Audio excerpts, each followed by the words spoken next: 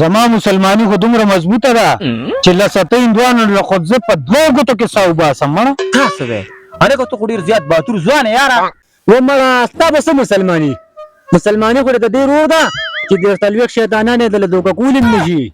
او ما ته پته سارے مانځه کې ټوټل 15 کسان یې.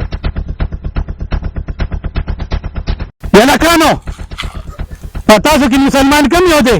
دا یو دی چې دا یو دی پهلوانه داسې کار دی چې دا مسلمان دی او دې بیا د یو درجه سیوا دی. په دې ځای به ودرېږې او زه ځم اول د ده مسلماني معلوموم بیا ستاسو دا مسلماني معلوموم. دا خبره صحیح ده خو زما د پلار دوست دی پلار مې قسم دی چې بیمار یاره ته لاړ شه ته ورشه ته خپل کار وکړه. ستاسو مسلماني به اوس معلومه شي. ته ډېر کلک مسلمان یې که نه؟ یاره زما خو لږ په ځان شک راځي. دا شک مک به اوس معلوم شي. راځه تا ته زه هلته ښیم چې مسلماني راځه په دې ځای کښېنه زه راځم. تاسو نه زه یو نه تپوس کوم خاول د ده د مسلماني معلومومه. راځه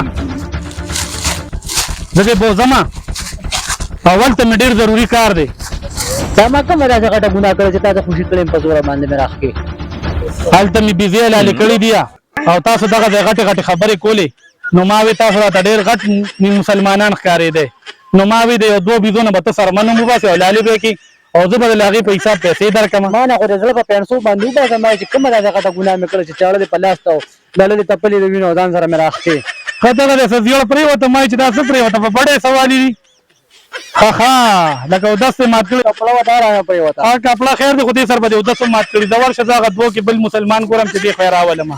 لکه چې هغه زیات سره ویسي چل کړي انا به کلمې بار روح کې ولې کنه ځکه چې هغه ډېر وته راغی مړه ماته سړی خور قاعده سړی خورو یا لکه بل پکې کوم مسلمان دی؟ دا دی دا دی والله مونږ پر خپل ایمان باندې لږ دغه غونډه کیو شکمن غونډه کیو ټول ورځ بس یو خوا بل خوا بس بازارونو کې ګرځو پردې تورسرو ته ګورو مونږ لږ شکمن غونډه کیو. اوس هم په خپل ایمان باندې شک شو که نه؟ هغه خو ما بوته په هغه باندې مالته بیزه لالوله ما 3 بیزې لالې کړې نو بله مې نه شوه لالولی. د دې نه مخکې تاسو د مسلمانۍ غټې دعوې کوئ خو چې کله د مسلمانۍ خبره راشي نو بیا وروسته شئ که نه؟ نو مهرباني وکړئ د خپلې مسلمانۍ پورې خندا مه کوئ او داسې وخت تېر کړئ چې سبا مونږ له مرګ راشي که نه نو کم سے کم چې خدای پاک ته غاړه ازاده وي او دا اوچتې بانې مه کوئ ښه مسلماني دې ته هم نه وایه. زه ځم نه لاړم هغه بل لاولم د بیزې نه به یې ترمن وباسي. یاره خیر ته خبرې ونه کړې یاره خبرې خو یې خپلې وکړه خو مونږ د خپلو نه ځمکه او تخپوله مونږ هغه نه به سرمنیستي او که نه یاره هغه چاړه وه ابي نسخه وه ایمانونه ډېر کمزوري شوي دي. الله دې رحم وکړي الله دې رحم